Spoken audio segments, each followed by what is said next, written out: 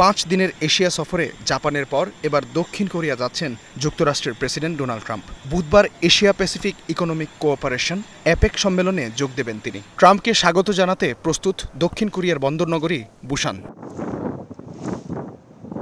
তবে এপেক বা বুসান কোনোটিই নয়, বরং বিশ্বের নজর এখন ট্রাম্প ও শি জিনপিংয়ের দ্বিপাক্ষিক বৈঠকের দিকে। বৃহস্পতিবার সম্মেলনের সাইডলাইনে দুই নেতার একান্ত বৈঠকের কথা রয়েছে। ট্রাম্পের নতুন বাণিজ্য যুদ্ধ ও শুল্ক কূটনীতি নিয়ে যুক্তরাষ্ট্র চীনের সম্ভাব্য এই বৈঠক নানা কারণেই আলোচিত। বিশ্বের অন্যতম বিরল খনিজ সম্পদে সমৃদ্ধ দেশ চীন। স্মার্টফোন থেকে শুরু করে বিমান নির্মাণের মতো শিল্পের পেছনে আছে দেশটির খনিজ সম্পদের প্রভাব।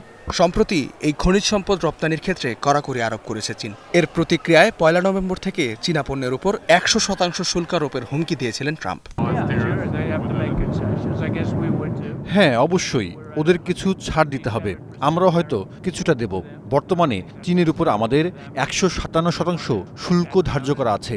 আমি মনে করি এটা ওদের জন্য টেকসই নয়। তারা চায় হারটা কমুক, আমরাও ওদের কাছে কিছু বিষয় চাই। আমার ধারণা শেষ পর্যন্ত একটা ভালো কিছুই হবে। ট্রাম্প শি জিনপিং বৈঠকে সেই ভালো কিছুরই প্রত্যাশায় দুই দেশের লাখো ব্যবসায়ী। আলোচনা হতে পারে রুশ ইউক্রেন যুদ্ধ বন্ধের বিষয়েও।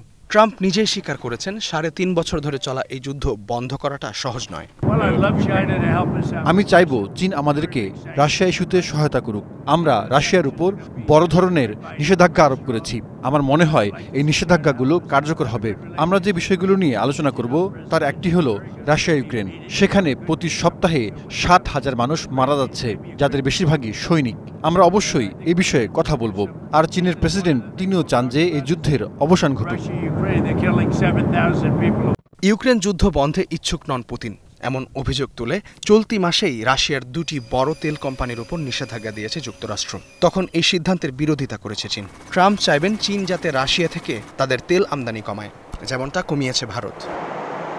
বরাবরের তিক্ত ইস্যু তাইওয়ানের কাছে অস্ত্র বিক্রি করা সহ নানাভাবে সমর্থন দিয়ে আসছে যুক্তরাষ্ট্র। ট্রাম্প এর আগেও বলেছেন তিনি যতদিন ক্ষমতায় আছেন ততদিন তাইওয়ানে আক্রমণ চালাবে না চীন। সেই কারণে এই বৈঠকের দিকে সতর্ক নজর তাইপের। ইস্তেহাদুল মাহমুদ, স্টার নিউজ।